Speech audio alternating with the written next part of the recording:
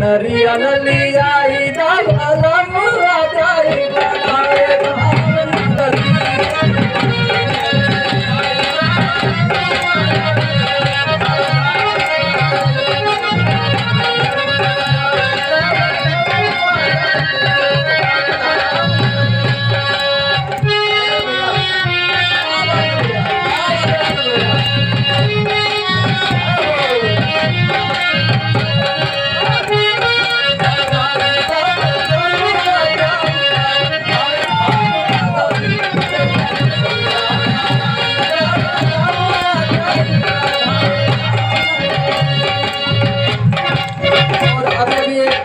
पुरस्कार आया है रवि शंकर यादव स्टोर की तरफ से, मेडिकल स्टोर की तरफ से डॉक्टर रवि शंकर यादव भैया जी को बार बार प्रणाम करता हूँ। भैया जी ऐसी आशीर्वाद बनाए रखिए।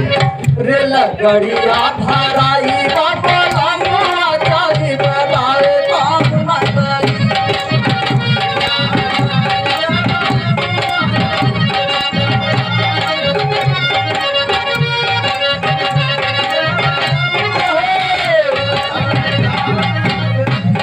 सुरीला की धावे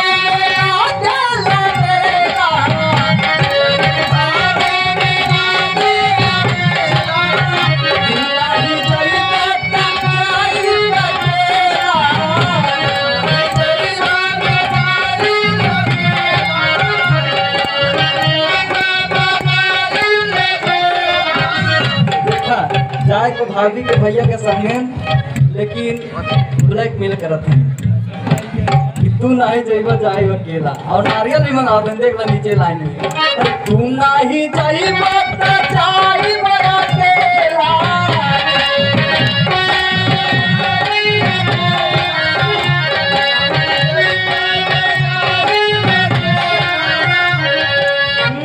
देखो नारियल अरे नारियल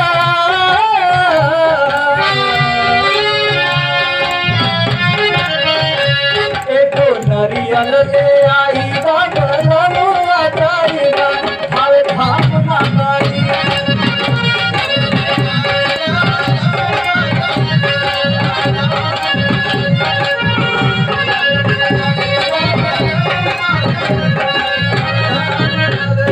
रेला गाड़िया धराई बगलम जाई भावे धाम ना करी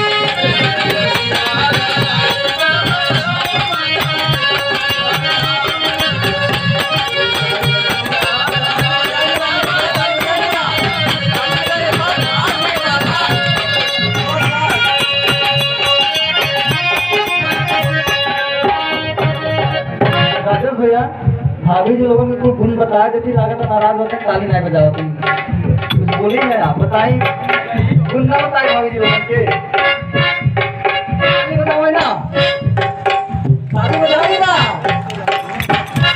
एक बार प्रेम बोली सत्य दरबार की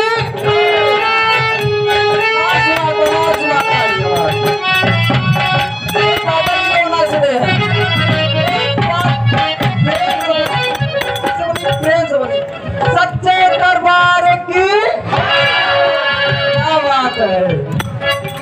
और अभी अभी हमारे बड़े भैया श्री अक्षय यादव छात्र नेता सीएमपी डिग्री कॉलेज की तरफ से 101 रुपए का पुरस्कार भैया जी को बार बार प्रणाम करता हूँ। भैया जी ऐसे आशीर्वाद बनाए रखिए।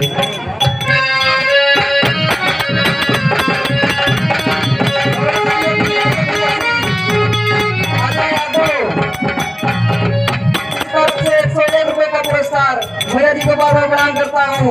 भैया जी सोशल मीडिया से लेकर हर एक तरीके से हमारा मदद करते हैं। भैया जी बार बार प्रणाम करता हूँ। लाख भैया राजेश भैया सुनीला की धाम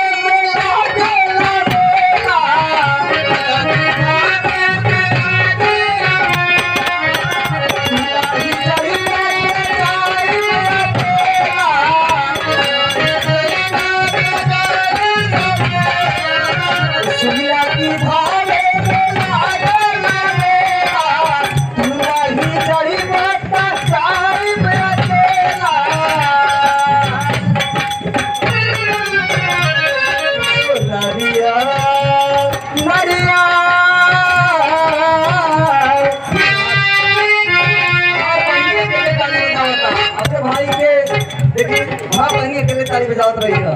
कहीं ऐसे ही माता रानी के मनाई के भाई के आगे बढ़ावे।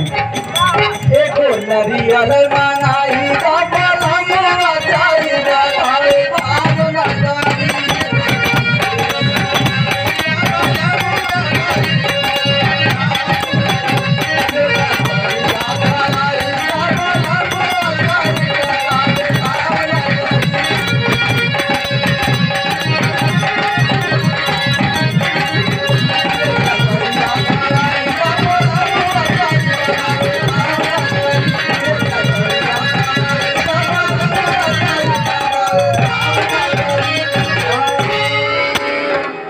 ऐसे आशीर्वाद बनाए रखिए। अगली बार हम फिर से मिलब और ढेर सारा आशीर्वाद। ये आशीर्वाद ना बिल्कुल सुना चाहिए हमारे घरे तक।